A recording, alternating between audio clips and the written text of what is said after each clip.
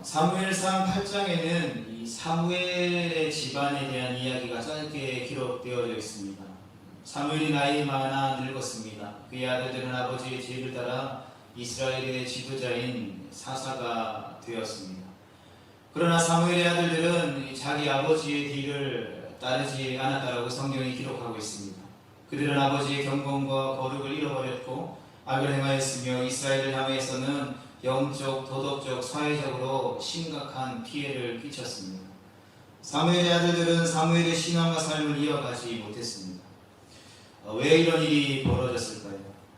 사무엘이 타락했거나 변질된 것은 아닌 것 같습니다. 그는 여전히 경건한 이스라엘의 지도자이고 이후로도 그 역할을 잘 감당했기 때문입니다. 뚜렷한 원인이 나타나지는 않았지만 가장 높은 가능성의 이유는 사무엘과 그 아들들이 멀리 떨어져 지냈다라는 사실입니다. 사무엘의 고향과 집은 라마입니다.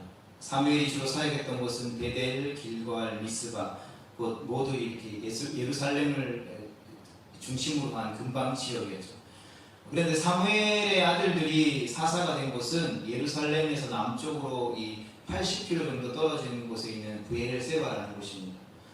더구나 이 브엘세바는 이스라엘의 남방 경계로서 예루살렘에서는 멀고 또 이방 나라 에돔에게서는 가까운 지역이었다는 것입니다.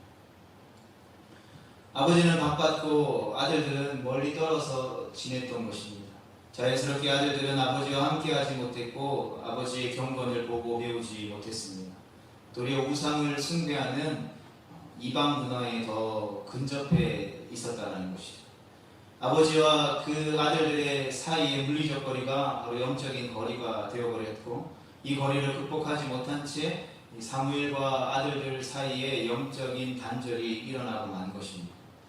그런데 사무엘의 가정과는 반대되는 가정이 있습니다. 바로 예수님의 가정입니다. 예수님께서 이 땅에 사시는 동안 결혼을 하시지는 않았기에 아내와 자녀가 있지는 않습니다. 그러나 성경 여러 곳에 예수님의 형제와 또 그에 관한 기록들이 있습니다. 예수님은 우리가 잘 알고 있듯이 동정녀 마리아를 통해서 잉태되어진 특별한 가정을 통해서 태어난 장남이었습니다. 아버지 요셉은 일찍 돌아가셨고 동생들은 여럿이었습니다. 당시 문화에 따르면 어머니는 자녀들을 먹여 살릴 경제활동을 할 수 없는 시대였습니다. 따라서 예수님은 가장의 역할을 감당하셔야 했던 것입니다. 예수님은 그래서 때로는 아들이었고 때로는 형이었으며 오빠였고 때로는 아버지와 같은 역할을 하는 존재였습니다. 로드니 스타크라는 학자가 쓴 기독교 승리의 발자취라는 책이 있습니다. 여러 가지 이 교회의 역사들을 기록한 책인데 그 책에 보면 예수님의 형제와 누이에 관한 매우 자세한 설명들을 이렇게 쭉 기록해 놓은 것을 보게 됩니다. 굉장히 흥미롭게 그 책을 본 기억이 있습니다. 우리는 대체로 예수님의 어떤 형제들을 잘 모르거나 중요하게 생각하지 않죠. 저도 신앙생활을 오래 해오진 않았지만 예수님의 형제들에 대한 설교들은 그렇게 크게 들어갔던 기억들이 잘 없는 것 같습니다. 그러나 성경을 자세히 살펴보면 예수님의 공생의 사역은 대부분 예수님의 가족들을 중심으로 이루어졌고 이 초대교회 안에서도 예수님의 가족들이 굉장히 중요한 역할을 감당했음을 알 수 있습니다. 책 제목과 같이 기독교의 승리의 발자취에 어쩌면 첫 발자취는 예수님의 가족들이었을지도 모른다는 것이죠. 마가복음 15장 40절과 41절 말씀에 보면 예수님께서 십자가에 달리셨을 때에 많은 여자가 예수님의 어머니 마리아와 같이 있었다라고 기록하고 있습니다. 이 중에 이름이 기록되어지지 않은 여인들 중 상당수는 예수님의 누이들이었을 것입니다. 예수님께서 부활하셨을 때도 마찬가지였죠. 제자들이 예수님을 버리고 도망갔던 그때에 예수님의 누이들과 어머니 마리아와 함께 예수님의 곁을 지키고 있었다는 것이죠. 따라서 그들은 예수님의 고난과 부활의 증인이었다는 것입니다.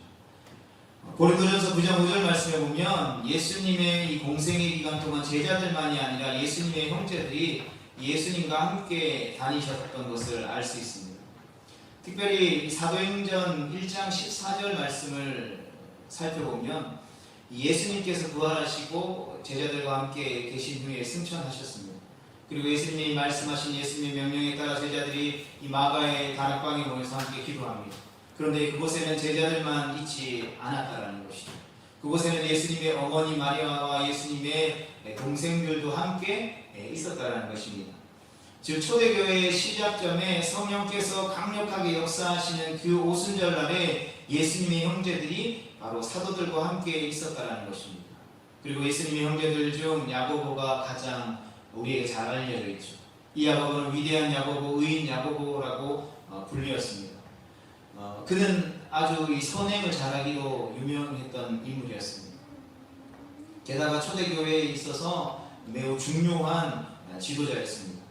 갈라디아서 1장 19절 말씀에 따르면 이 바울이 예루살렘에 도착했을 때에 이 베드로 외의 모든 사도가 이 바울을 피하게 됩니다.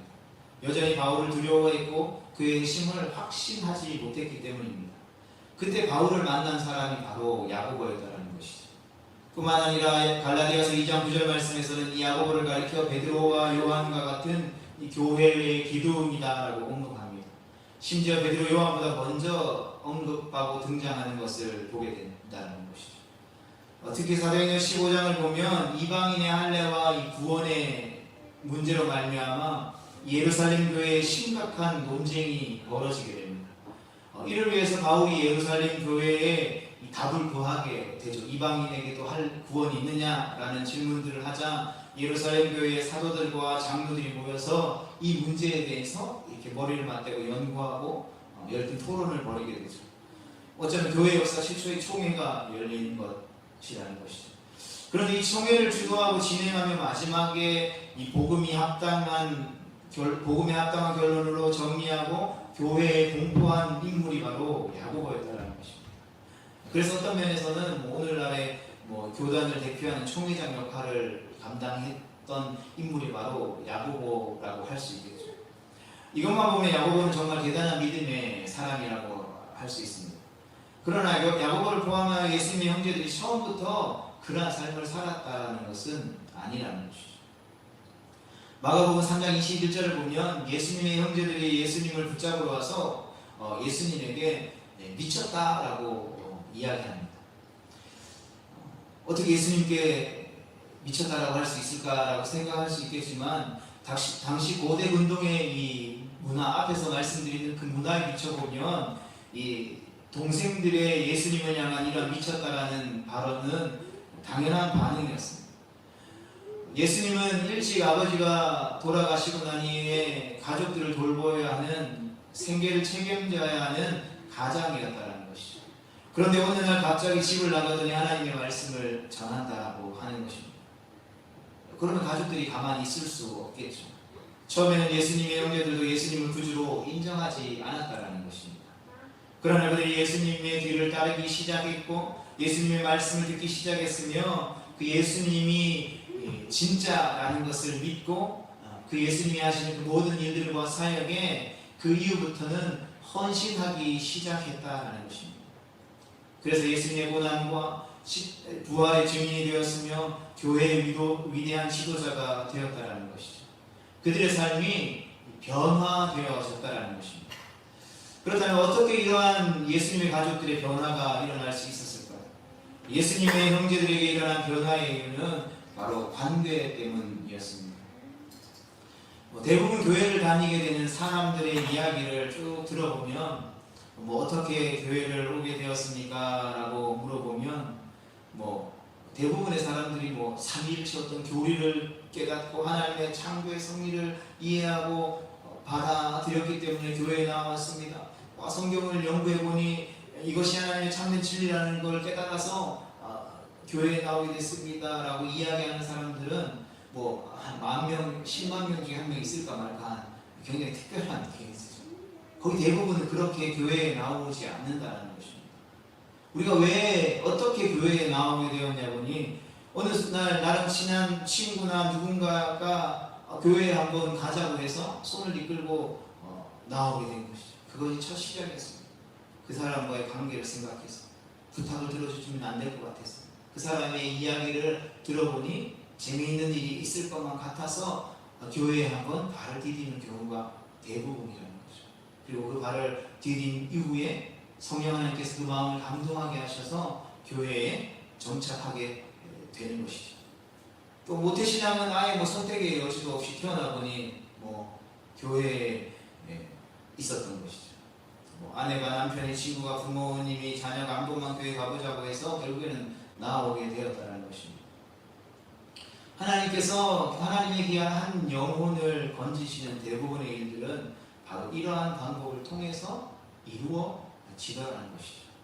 그런데 무조건 관계가 있다고 해서 교회에 나올까요? 그렇지 않죠. 좋은 관계가 있어야 한다는 것입니다. 그러면 어떻게 해야 좋은 관계를 만들고 유지할 수 있을까요? 많은 것들을 설명할 수 있겠지만 심플하게 잘해야 좋은 관계를 유지할 수 있을 것 같습니다.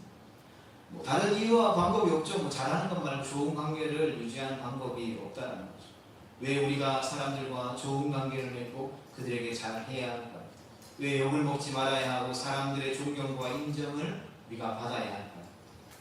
그 이유는 그 모습 자체가, 우리의 살아가는 삶의 모습 자체가 가장 강력한 복음의 증거가 되기 때문인 것입니다.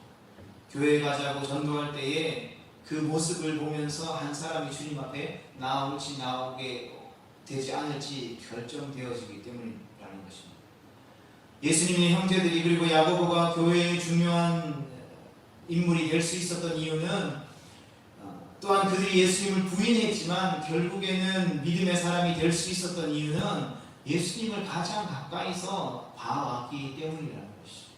예수님이 어떻게 이 30년의 인생을 살아왔고 그 30년의 인생 이후에 3년이라는 공생의 시간 동안 어떻게 사셨는지를 두 눈으로 목도하였기 때문에, 두 귀로 들었기 때문에, 두 발로 함께 걸어서 그 모든 걸음을 함께 했기 때문이라는 것이죠. 예수님의 첫 번째 관계인 가족이었기 때문이라는 것이죠. 예수님이 그의 아들이었고 그의 형이었고 오빠이며 아버지와 같은 존재였기 때문이라는 것입니다. 예수님의 말 한마디 한마디, 행동 하나하나를 그들이 보고 배우며 예수님과 함께 살았기에 그들은 예수님을 신뢰하였고 믿을 수 있었다는 것입니다. 그것이 그들의 삶을 바꿀 수 있었다는 것이죠. 예수님께서 얼마나 가족들을 아끼고 사랑하셨습니까? 예수님은 십자가에서 숨을 거두시기 직전까지 그 어머니를 돌보셨습니다. 오늘날 우리의 현실은 어떻습니까? 우리가 속한 가정뿐만 아니라 우리가 복음을 증거해야 할 많은 가정들의 현실은 예수님 같은 아버지보다는 사무엘과 같은 아버지가 되기 쉽다라는 것이죠. 전 세계 유래를 찾아볼 수 없는 하나님의 축복으로 놀라운 경제 성장을 이룬 이 대한민국에 있어서 가난했던 그 지난 시절들을 대물림하지 않기 위해서 가족들을 위해서 수고하며 애쓰며 헌신한 그 일들이 매우 중요한 일이고 귀한 일들이지만 어쩌면 너무 바쁜 일 때문에 시간적으로 또 때로는 공간적으로 자녀들과 거리가 멀어지기 쉽다는 것이죠. 특별히 공단 지역에 맞는 또 해외에 파견 근무를 나가는 이 구미 같은 지역은 이미 그런 시간들을 보내고 있다는 거죠. 많은 이들이 가족과 함께 모여 사는 것 자체가 어려운 시대를 우리가 살아가고 있다는 것입니다. 그러나 우리에게는 소망이 있습니다. 무엇입니까? 오늘 두 번째 읽었던 본문이었던 마가복음 3장 33절과 이 35절 말씀에 따르면 예수님은 당신의 형제와 자매와 어머니와 가족을 요셉의 집안으로 즉 혈통으로 제한하지 않으셨다는 것이죠. 하나님의 뜻대로 행하는 자, 하나님의 말씀을 믿고 순종하며 사는 모두가 예수님 안에서 한 형제요 자매라고 말씀해 주셨다는 것입니다.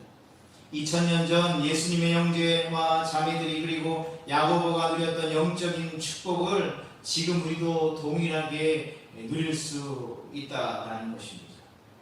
이 땅에 한계가 있는 사무엘의 가정으로 살아가도록 우리를 버려두는 것이 아니라 우리를 예수님의 가족으로 불러주셔서 예수님과 함께 먹고 마시며 생활할 수 있도록 우리를 구원해 주셨다는 것입니다.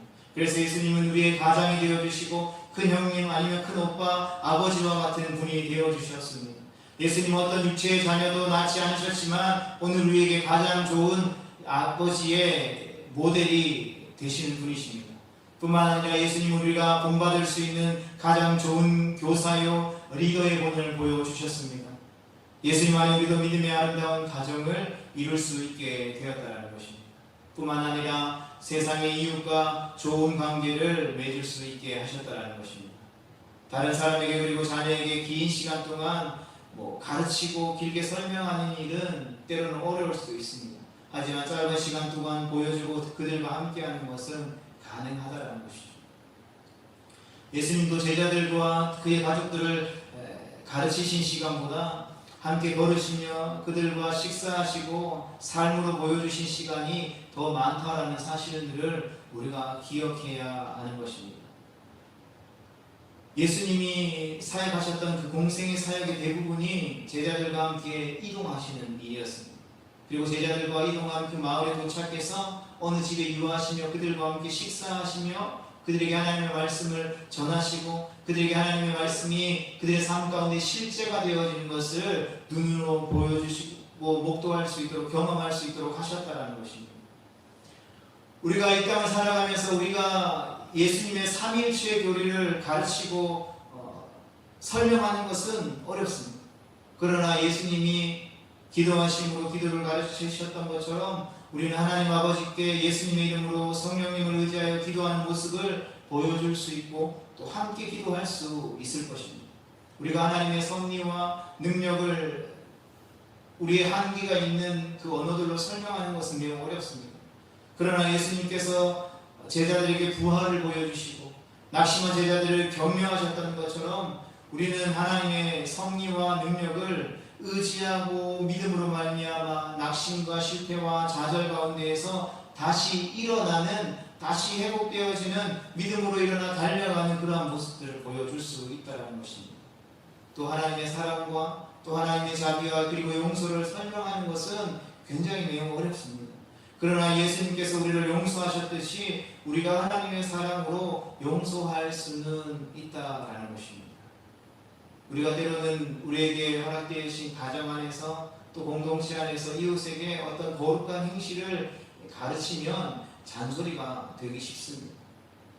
그러나 예수님께서 모든 율법에 순종하시고 제자들의 발을 씻기심으로 섬기셨듯이 우리가 하나님의 말씀을 경외함으로 경건하고 거룩한 삶을 사는 모습을 보여줄 때에 우리가 완벽하지는 않지만 그 거룩을 향하여서 날마다 우리의 마음을 새롭게 하시는 그 주님의 말씀과 그 주님의 은혜 안에서 조금씩 변화되어 가고 성화되어 가고 중생하는 그 과정을 거칠 때에 하나님은 우리의 모습을 통하여서 하나님의 일들을 이루어 가신다는 것입니다. 이것이 우리가 새롭게 변화해야 하는 이유 중에 하나인 것입니다. 믿음의 가르침이 아닌 믿음대로 사는 삶의 모습이 훨씬 더 강력한 복음의 증거가 되기 때문입니다. 성도 여러분, 말씀을 정리하면서 우리가 그런 유산을 받아 누리고 있음을 기억합니다. 예수님이 우리에게 친히 보여주신 이제 그 유산이 있다는 것을 우리의 변화되어진 삶으로 보여주고 전해야 할 때임을 고백합니다. 하나님 우리를 부르신 가정에서 또 우리를 부르신 직장과 또 생업과 일터와 우리에게 허락되어진 그 모든 관계들 속에서 이제는 보여주고 전해야 할 때라는 것입니다. 하나님께서 우리에게 허락하시고 맡기신 모든 관계 속에서 예수님의 모습을 드러내는 것입니다. 하나님은 우리를 그리스도의 향기로 이 땅 가운데 보내셨다는 것입니다. 하나님의 그 사랑의 메시지를 담아 적어 보내는 하나님의 편지로 우리를 이 땅 가운데에 보내셨다는 것입니다. 사랑하는 성도 여러분, 우리는 한계가 있는 사무엘의 가족에 이제 머물러 있는 것이 아니라 한계도 없고 제한도 없는 예수님의 가족이 되었다는 것입니다. 그 예수님의 가족이 된 울타리 안에는 그 어떠한 결핍함도 그 어떠한 부족함도 있을 수 없다는 것입니다. 날마다 우리 가운데 부어주시는 그 하나님의 은혜들이 우리의 삶에 차고 넘치고 있다는 것입니다. 우리가 그 사실을 기억하고 그 은혜를 받아 누리면서 살아간다면 우리의 삶이 변화되어지는 것은 지극히 마땅한 일이라는 것입니다. 그리고 그 변화되어진 삶을 통하여서 아름다운 예수 그리스도의 향기가 우리의 가족들 가운데, 우리의 직장과 생활과 일터 가운데에, 우리 이웃들과의 그 모든 관계 가운데 흘러가는 것입니다. 그리고 그들에게 하나님의 편지가 되어서 하나님이 그들을 사랑하신다라는 것을, 그들이 오늘도 돌아오기를 원하신다라는 사실들을 우리를 통하여서 편지로 그들에게 메시지를 전달하고 계시다는 것입니다. 바라기는 우리에게 허락된 그 모든 관계 속에도 그 예수님의 가족으로 아직 들어오지 못한 이들이 있다면 그들을 예수님의 가족처럼 변화시킴으로 말미암아 주님의 몸된 교회 공동체 안에 주님의 역사에 귀하게 쓰임받는 위대한 인물들로 변화시키는, 새롭게 태어나게 하는 풍성한 의의 열매, 믿음의 열매를 맺는 우리 모두가 되어질 수 있기를 주님의 이름으로 축복합니다. 그래서 하나님이 허락하신 2023년 우리의 새롭게 변화되어지는 삶을 통하여서 하나님이 예배의 자리 가운데에 그 변화를 갈망하는 이들이 나와 함께 예배하게 될 것을 우리가 믿음으로 확신하고 선포하며 결단하며 나아갔으면 좋겠습니다.